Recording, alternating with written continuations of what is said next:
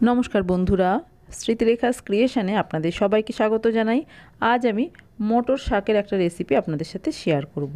ভীষণ সহজ বানানো, ঘরে থাকা সামান্য কিছু উপকরণ দিয়ে এই শাকটা ভেজে নেওয়া যেতে পারে। খেতে কিন্তু ভাতের সাথে বেশ ভালো লাগে। মটর শাক সবসময় বাজারে পাওয়া যায় না, যখন পাওয়া যায় তখন কিন্তু এনে এইভাবে রান্না করে আপনিও খেতে পারেন। আসুন তাহলে দেখে নেওয়া যাক আমার আজকের এই মটর শাকের রেসিপি। এখানে আমি এক আঁটি মটর শাক নিয়েছি। এবার এই মটর শাকটা প্রথমেই বেছে নেব। মটর শাকের কিন্তু শুধুমাত্র পাতাগুলোই ব্যবহার করব। সামনের দিকে যে সুরের মতো অংশটা ছিল ওটা বাদ দিয়ে দিলাম।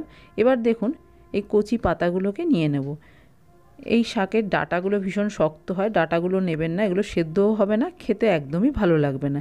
দেখুন শাকের কিন্তু আমি শুধুমাত্র পাতাগুলোই ছিঁড়ে নিচ্ছি। কচি কচি পাতাগুলো দিয়েই কিন্তু এই শাকটা বেগুন দিয়ে রান্না করতে হয়। দেখুন একটা বাছা হয়ে গেছে।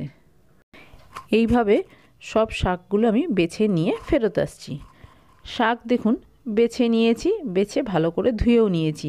আর এখানে দেখুন একটা বাটির মধ্যে বেগুন কেটে নিয়েছি। বেগুনগুলো ছোট ছোট চৌকো করে কেটে নিয়েছি আর সব কিছু ধুয়ে জল ঝরিয়ে নিয়েছি।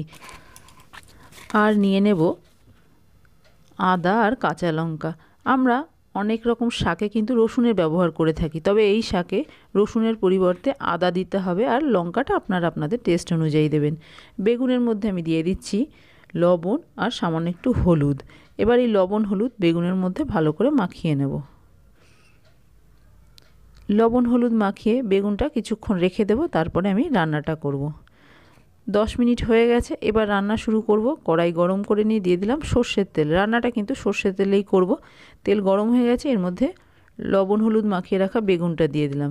বেগুন দিয়ে নেড়ে চেড়ে লাল হওয়া পর্যন্ত ভেজে নেব।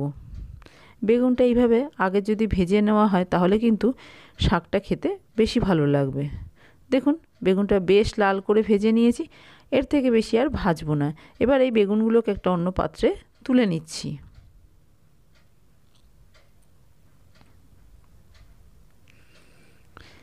কড়াইয়ের মধ্যে যে তেল আছে এই তেলেই কিন্তু শাকটা আমার রান্না করা হয়ে যাবে। এবার এই তেলের মধ্যে দিয়ে দেব ফোড়ন। ফোড়নের জন্য দিলাম কালো জিরে, দিয়ে দিলাম একটা শুকনো লঙ্কা। একটু নেড়ে চেড়ে ভেজে নেব। ফোড়নটা একটু ভাজা ভাজা হয়ে গেছে।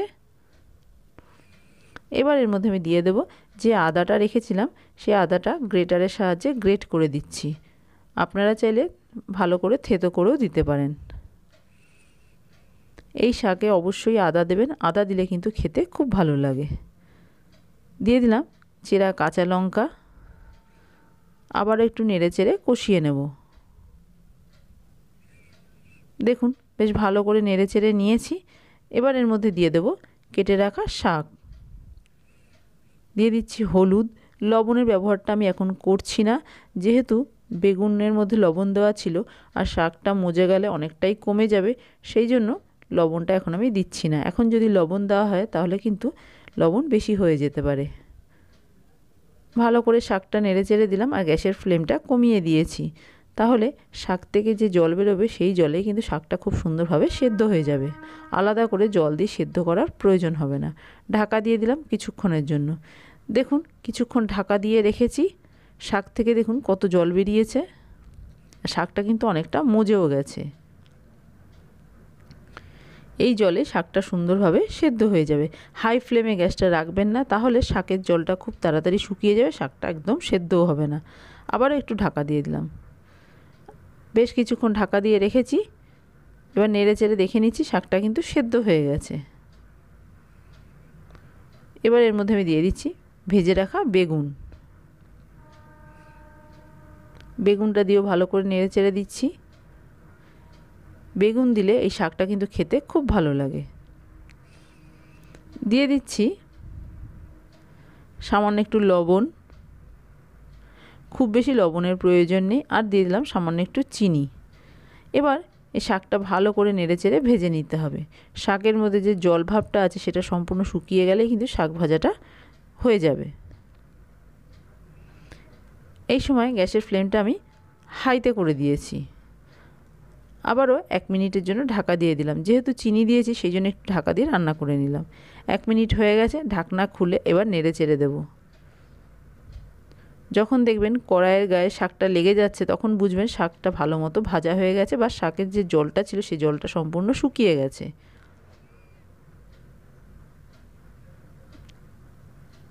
লবণ মিষ্টি চেক করে দেখে নিয়েছি, একদম ঠিকঠাক আছে। দেখুন শাকটা বেশ ভাজা ভাজা হয়ে গেছে আর কড়াইয়ের গায়ে কিন্তু অল্প অল্প লেগেও যাচ্ছে।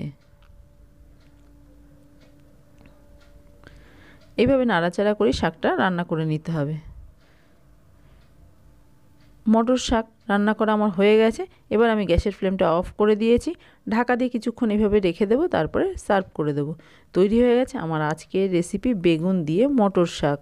ভীষণ ভালো লাগে ভাতের সাথে প্রথম পাতে খেতে, আর বানানো ভীষণ সহজ। ঘরে থাকা সামান্য কিছু উপকরণ দিয়েই এই শাকটা আপনি বাড়িতে রান্না করে নিতে পারবেন।